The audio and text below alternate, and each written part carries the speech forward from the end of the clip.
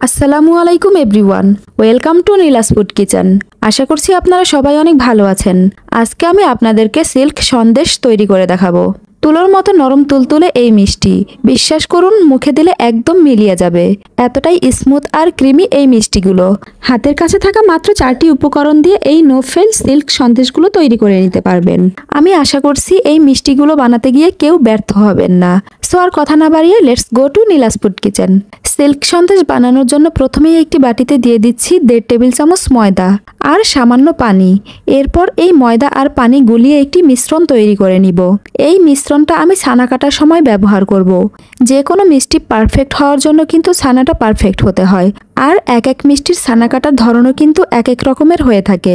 সন্দেশ মিষ্টির ছানাটাকে অনেক সফট হতে হয়, আর এই ছানাটাকে সফট করার জন্যই ময়দার মিশ্রণটা ব্যবহার করব। এবার ছানা কাটার জন্য আমি একটি ভিনেগারের সলিউশন তৈরি করে নিব। সেজন্য একটি পাত্রে দিয়ে দিচ্ছি 1 কাপ পানি, আরও দিয়ে দিচ্ছি 1/4 কাপ ভিনেগার।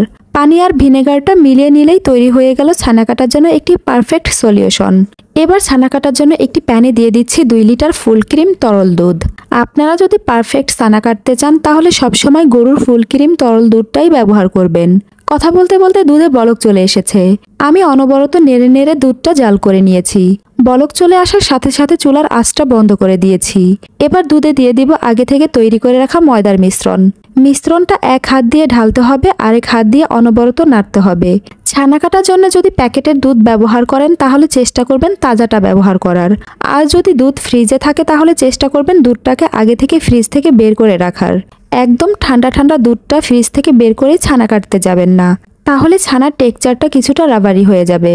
আর একদম তাজা গরুর দুধ পেলে তো কোনো কথাই নেই, আপনার ছানা একদম পারফেক্ট হবে আর পরিমাণে একটু বেশি ছানাও পাবেন। কিন্তু সেই জন্যে অবশ্যই আমার এই ছানা কাটার প্রসেসগুলি ফলো করতে হবে। ময়দার মিশ্রণটা দুধের সাথে খুব ভালোভাবে মিশে গেলে দিয়ে দিচ্ছি আগে থেকে তৈরি করে রাখা ভিনেগারের সলিউশন। এবার দুধটাকে আলতো হাতে নেড়ে নেড়ে ছানা কেটে নিব। যখন সম্পূর্ণ ছানাটা কেটে যাবে আর এইরকম সবুজ ঘোলাটে পানি বেরিয়ে আসবে, তখন দিয়ে দিব 1 কাপ ঠান্ডা পানি। এতে ছানার তাপমাত্রা কমে যাবে আর ছানাটাও ওভারকুক হতে পারবে না। এবার আমি এই হালকা গরম পানিতে এই ছানাটা 3 থেকে 4 মিনিটের মতো রেখে দিব। এই পর্যায়ে ছানাটা খুব বেশি সফট আছে। যদি এখনই ছানাটা ছেঁকে ফেলেন তাহলে ছানার ভিতরে পানি অ্যাবজর্ব হয়ে যাবে আর পরবর্তীতে ভালোভাবে সরবে না। এই গরম পানিতে ছানাটা কয়েক মিনিট রেখে দিলে ছানাটা হালকা হার্ড হবে আর শেপটাকে খুব ভালোভাবে হোল্ড করতে পারবে। আমি স্ট্রেইনারের উপরে একটি সুতি কাপড় দিয়ে ছানাটা ছেঁকে নিচ্ছি। এবার আমি হালকা হাতে চেপে ছানার অতিরিক্ত পানিটা ফেলে দিব। এই পর্যায়ে অতিরিক্ত চাপাচাপি করবেন না, কারণ এক তো ময়দা দিয়ে ছানা কাটা হয়েছে, ছানাটা খুবই বেশি সফট আছে। অতিরিক্ত চেপে পানি বের করতে গেলে তখন ছানাগুলো ভেঙে যাবে আর ভিতরের ঘিটাও বের হয়ে যাবে। আমি এই স্ট্রেইনারের উপরে ছানাটা পানি ঝরতে রেখে দেব আধা ঘন্টা পর্যন্ত। আধা ঘন্টা পর ছানা থেকে খুব ভালোভাবে পানি ঝরে গিয়েছে। এবার ছানাটাকে একটা বাটিতে নিয়ে নিচ্ছি। দেখুন ছানাটা কতটা বেশি ক্রিমি আর সফট আছে। সন্দেশ তৈরির জন্য এই ছানাটাই একদম পারফেক্ট। এর চাইতে বেশি হার্ড ছানা হলে সন্দেশটা ভালো হবে না। সন্দেশের মিশ্রণটা তৈরি করতে একটি ব্লেন্ডারের জারে ছানাটা দিয়ে দিচ্ছি। এরপর এতে 1/2 কাপ পাউডার চিনি এবং 2 টেবিল চামচ গুঁড়ো দুধ দিয়েছি। আর এই সিনটা আমার স্কিপ হয়ে গিয়েছে, তাই আপনাদেরকে দেখাতে পারলাম না। এবার দিয়ে দিচ্ছি 1 চিমটি এলাচের গুঁড়ো। এলাচের গুঁড়োটা একদমই অপশনাল, আপনাদের ভালো না লাগলে স্কিপ করতে পারবেন। এবার সবকিছু একসাথে ব্লেন্ড করে একটি স্মুথ পেস্ট তৈরি করে নিব। ব্লেন্ড করার পর কনসিস্টেন্সিটা ঠিক এই রকম হবে, না খুব বেশি ঘন না খুব বেশি পাতলা, একদম মেয়োনিজের মতো। এবার মিশ্রণটাকে একটি বোলে ট্রান্সফার করে নিচ্ছি। এরপর এতে অ্যাড করব 2 টেবিল চামচ গাজর কুচি। দেখুন আমি গাজরগুলোকে একদম ছোট ছোট করে একদম মিহিদানার মতো করে কেটে নিয়েছি। এবার গাজরগুলো সন্দেশের মিশ্রণের সাথে খুব ভালোভাবে মিশিয়ে নিব। সন্দেশের ভিতরে সামান্য এইটুকু গাজর দেবার ফলে এর টেস্ট বেড়ে দুর্দান্ত স্বাদের হয়ে যাবে। আমার মিশ্রণটা একদম রেডি। আমি 7x7 এর একটি স্কোয়ার মোল্ডে তেল ব্রাশ করে নিচে বেকিং পেপার দিয়ে নিয়েছি। আপনাদের কাছে এই মোল্ড না থাকলে আপনারা যে কোনো স্টিলের বাটিতে সন্দেশটা সেট করতে পারবেন। আলতো হাতে ট্যাপ করে দিচ্ছি যাতে কোনো অংশে ফাঁকা না থাকে আর ভিতরে কোনো বাতাস থাকলে বেরিয়ে যায়। এবার ডেকোরেশনের জন্য এর উপরে গাজর দিয়ে দিচ্ছি। আর গাজরগুলো আমি একদম চিকন আর লম্বা করে কেটে নিয়েছি।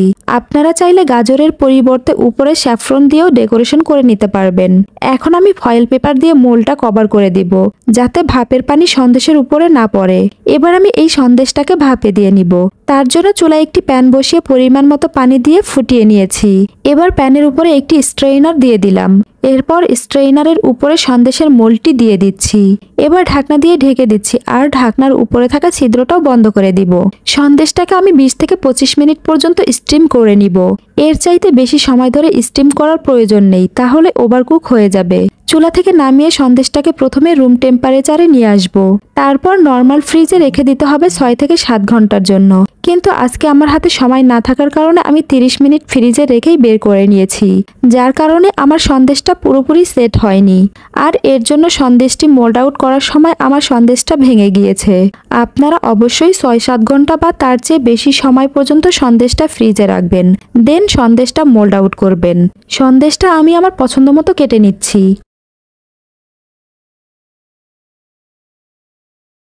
দেখুন কত সহজে তৈরি হয়ে গেল সিল্ক সন্দেশ মিষ্টি। যেগুলো দেখতেই এত সুন্দর সেগুলো মজা না হয়ে কি পারে? এই মিষ্টিগুলো আপনি কোথাও কিনতে পাবেন না, কিন্তু বাসায় খুব সহজেই তৈরি করে নিতে পারবেন। দেখুন মিষ্টিগুলো কতটা সফট হয়েছে। ভিডিওটি ভালো লেগে থাকলে প্লিজ একটি লাইক দিবেন আর কমেন্টস করে জানাবেন রেসিপিটি আপনাদের কাছে কেমন লেগেছে। আর আপনি যদি আমার চ্যানেলে নতুন হয়ে থাকেন তাহলে প্লিজ আমার চ্যানেলটি সাবস্ক্রাইব করে দিবেন। সো আজ এ পর্যন্তই, আবার দেখা হবে নতুন কোনো রেসিপি নিয়ে। সে পর্যন্ত সবাই ভালো থাকুন, সুস্থ থাকুন। আল্লাহ হাফেজ।